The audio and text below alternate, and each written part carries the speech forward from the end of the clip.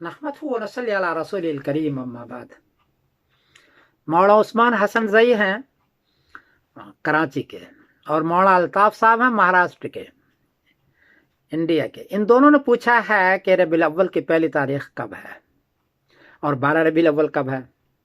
جواب یہ ہے کہ 6 اکتوبر بروز بدھ کو انڈیا میں چاند کی اونچائی ہے 2 ڈگری، برما میں چاند کی اونچائی ہے 1 ڈگری، بنگلہ دیش میں چاند کی اونچائی ہے 1 ڈگری، کراچی میں چاند کی اونچائی ہے 2 ڈگری، اور پشاور میں چاند کی اونچائی ہے 2 ڈگری۔ ظاہر ہے چاند تو نظر نہیں آئے گا 6 اکتوبر کو۔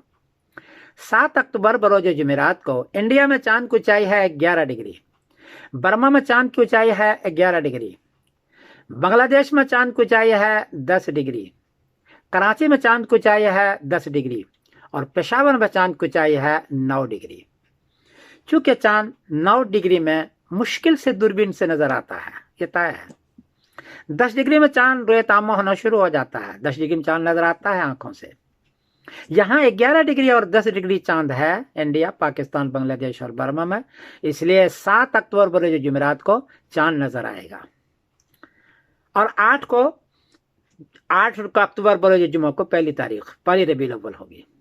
لیکن چاند 11 ڈگری چونکہ اونچا ہے، بہت باریک ہے، چاند کسی کو نظر آئے گا، کسی کو نظر نہیں آئے گا، بادل ہوگا تو نہیں نظر آئے گا۔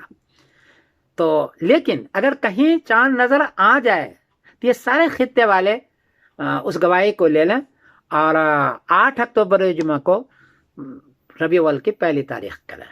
ہے چاند باریک۔ اور 19 اکتوبر بروز منگل کو 12 ربیع الاول ہوگی انشاءاللہ العزیز۔ 19 اکتوبر بروز منگل کو 12 ربیع الاول ہوگی، یہ ہے۔ آپ حضرات اس کو نوٹ کر لیں۔ ایک بات اور عرض کر دوں، بعض لوگوں نے اعتراض کیا ہے کہ آپ کیسے کہتے ہیں بھائی، ابھی نیویگیشن آتا ہے کار میں، وہ 1 میٹر آگے جاتے، 1 میٹر دروازے سے آگے چلا جائے، 3 میٹر تو کہتا ہے پیچھے کرو، اور پیچھے رہ جائے 3 میٹر تو کہتا ہے آگے کرو۔ نیویگیشن اتنا تیز ہو چکا ہے، چاند اور سورج کا بھی 2 نیویگیشن رن کر رہا ہے۔ میں نیویگیشن کو دیکھ کے کہتا ہوں، اور وہ حتمی تاریخ بتاتا ہے، حتمی، کہ چاند کس پوزیشن میں ہے، سورج کس پوزیشن میں ہے، میں اس کو دیکھ کے بتاتا ہوں، ویسے نہیں بتاتا 2 نیویگیشن میں، بلکہ 3 نیویگیشن میں سیٹ کرتا ہوں، اس کے بعد بول رہا ہوں۔ اس لیے بات تو وہی ہے جو میں عرض کر رہا ہوں، باقی بادل کو ایسے چاند نظر نہیں آ جائے الگ بات ہے، اور یہ اس لیے کرتا ہوں تاکہ چھٹی لینے میں آدمی کو آسانی ہو جائے، اور گواہ کو چیک کرنے میں آسانی ہو جائے کہ کون سا گواہ جھوٹ ہے، کون سا سچ ہے۔